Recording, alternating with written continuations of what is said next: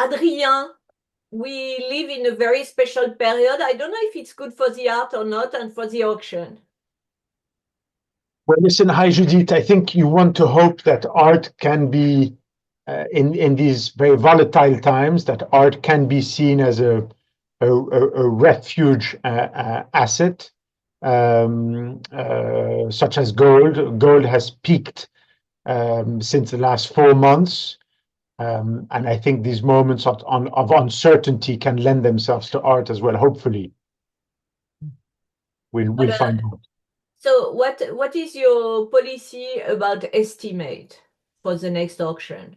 Well, listen, our general recommendation in any case is for clients to be as reasonable as possible. There's nothing beats an enticing estimate.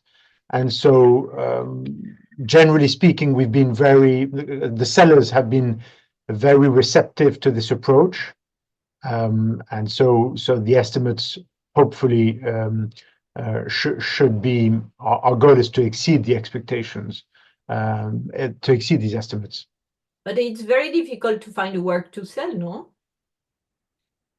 The right now, yes, I mean the consigners, the consignments have been more sporadic than in the past, precisely because of the unexpected outcome of the market.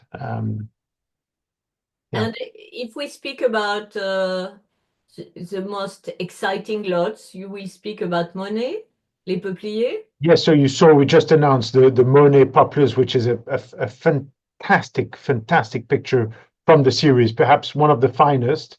Why? Well, first of all, because of its composition, it's perhaps one of the most chiseled in terms of its execution. The colors are absolutely magical. They're these sort of nuances of blue.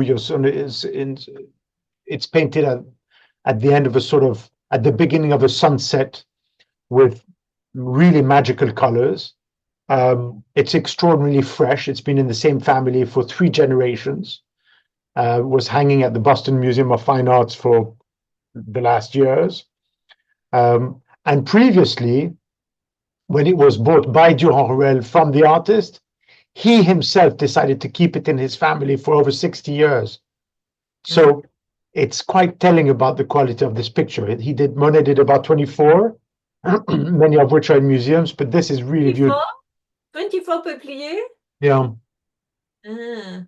And but the estimate is not so reasonable after all. It's 30 million, no? It's 30 million. I mean, the last two have sold in excess of 30 million. I don't view them as being as good as this one.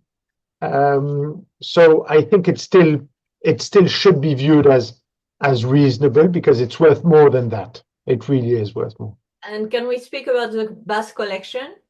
So the Bass collection, in a totally different spectrum of what we'll be offering this season, is a fantastic sort of a time capsule of American collecting history in the 70s.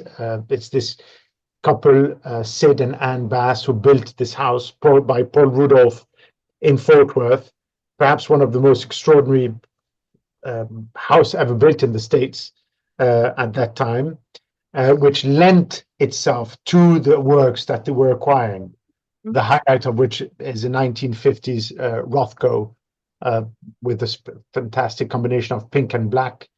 But it's also, surrounded by other works by, Ellsworth Kelly, Agnes Martin, Calder, a beautiful drip painting by Morris Lewis.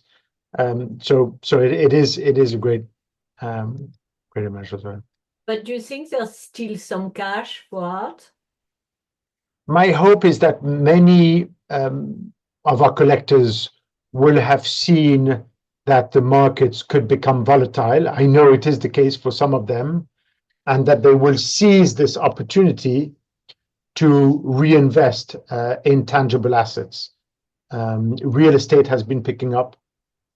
So I think that, in some instances, art could benefit from it. That is provided that the world doesn't, collapse in the next 3 to 4 weeks. Ooh. Ooh, of course, she did the other collection you may have seen is the Len and Louise Riggio collection. Yes. Which is the big blockbuster of the season. Which With is what? also With what? With what inside? the highlight of which is the Mondrian, 1922 Mondrian, almost square with a big red square in the center of it, which is estimated around $50 million.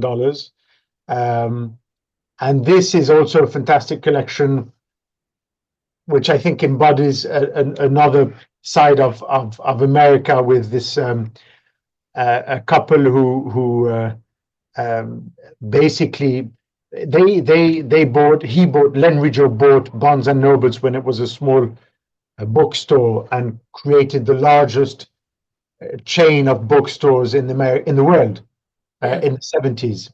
Wow.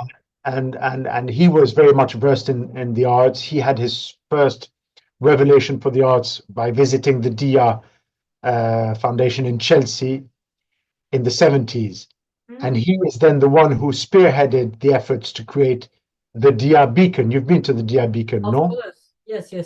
So he's the one who led the way for the Dia Beacon, and his collection, I think, reflects his passion for the arts at the highest quality. You have this great Mondrian, Giacometti, Magritte. It's the entire collection which is sold?